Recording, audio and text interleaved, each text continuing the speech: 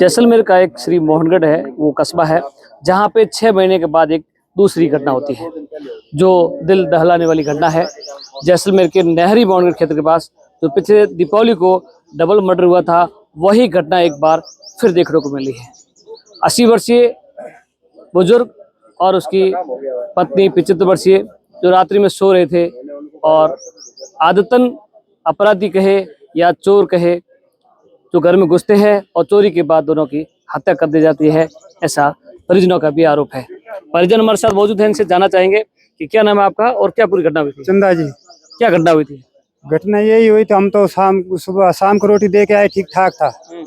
सुबह गए तो आगे नहीं थे ठीक। क्या मानते हो हुआ क्या था? किसे मतलब क्या हुआ था? उनको कुछ बीमार वगैरह थे या कुछ और? कुछ नहीं थे, ठीक ठाक थे। कुछ चोट के निशान? चोट था, एक आंख पर लगा था, एक यहाँ लगा था। लगा हुआ था? हाँ। और उनका कुछ सोना चांदी गहना पहना हुआ था? सोना चांदी पहना था, आधे तोले की वो थी, मेरे मासी के थी, तोले की मासी की थी।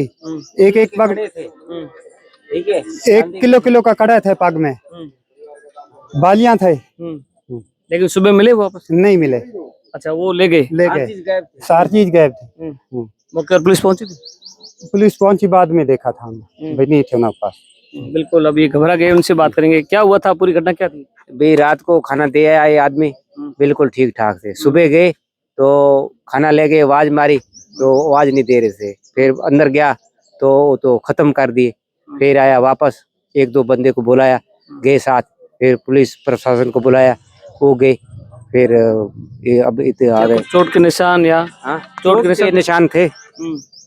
नाक पे रहे थे, कान पे थे, आंख पे थे, कड़े उतारे, कड़े पर थे निशान। क्या लगता है बीमार थे या कुछ? ठीक ठाक थे, ठीक ठाक थे, ठीक थे। आप क्या मानते हो, मारा उसको किसी ने? हाँ, मारा गया बिल्कुल। ये चोरी की घटना में मार दिया गया। फिर पैसे लूट लेते हैं, कड़े थे, चांदी थी, सोना था, सब लूट गए।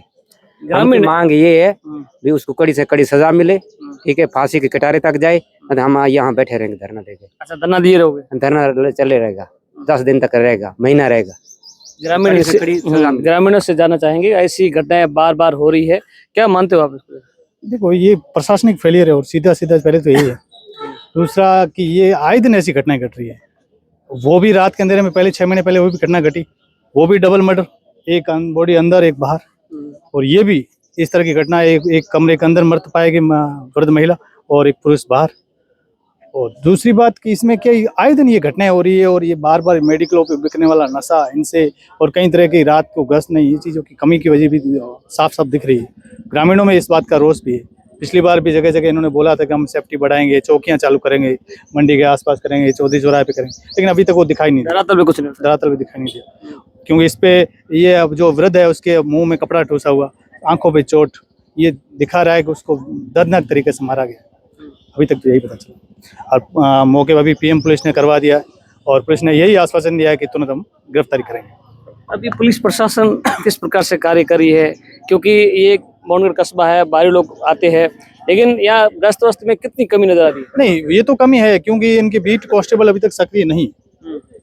क्यों, हम खुद ही कह रहे हैं, बीट कांस्टेबलों की कमी दिख रही है। अगर बीट कांस्टेबल चाहे तो अपने एरिया में पता कर सकता है कि कौन बाहरी आ रहा है, कौन नहीं आ रहा है, क्योंकि जो मर्डर हुए हैं सब उसमें कोई न कोई बाहरी ही निकलता है।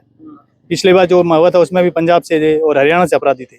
तो यहाँ पे क्या है कि आप मोटरसाइकिल शोरूम और ये गाड़ी जो मैकेनिक है, इनके ऊपर जाकर के देखोगे तो ज्यादातर रिपेयरिंग में गाड़ियां बाहर की आ रखी है। ये हमें उनसे पता चला है कि ये चीजें कहीं बाहरी क्यों आ रही। बाहरी आने का मतलब है कि ज्यादातर ये बाहरी गाड़ियों का रेशो बढ़ रहा है, तो उस हिसाब से गश्त होती है ना, तो पता चल जाता है कि भाई कौन आया कौन है। क्या लगता है पुलिस अपराधियों के साथ?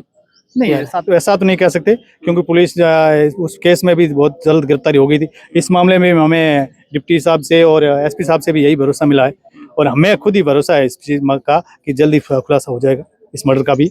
जो भी होगा, दूध का दूध पानी का पानी होगा। लेकिन ज़्यादा यही एक मांग है कि ज़्यादा जल्द से जल्द गिरफ्तारी हो, ताकि ये पता चले कि जो भी है इस अपराध में वो लिप्त बचना नहीं चाहिए।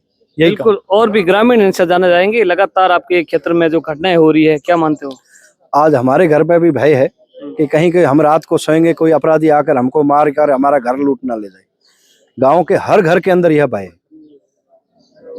क्योंकि आपराधिक गतिविधियां बढ़ रही है, लगातार बढ़ रही है, गश्त नहीं है। दूसरा जो यह नशे की जो खेप है, सीमांत क्षेत्र के कारण यहाँ बढ़ रही है। लोग अपराध इसलिए बढ़ रहा है क्योंकि नशा करते हैं, नशे के लिए पैसे नहीं होते, इधर उधर जान सस्ती हो गई, पैसा कमजोर हो गया, चंद रुपयों के लिए आदमी को मार देते हैं। प्रशासन की ढिलाई है, इसमें कोई दोहराई नहीं है। इसलिए काफी विषय है कि इधर जो नशा के व्यापारी है उनके ऊपर दबिश दी जाए। और यह जो आपराधिक प्रवृत्ति है, कई लोग बाहर से आए हैं, उनका सत्यापन नहीं होता है, उनके आपराधिक रिकॉर्ड है क्या नहीं है, उसके ऊपर कोई ध्यान नहीं दे रहा।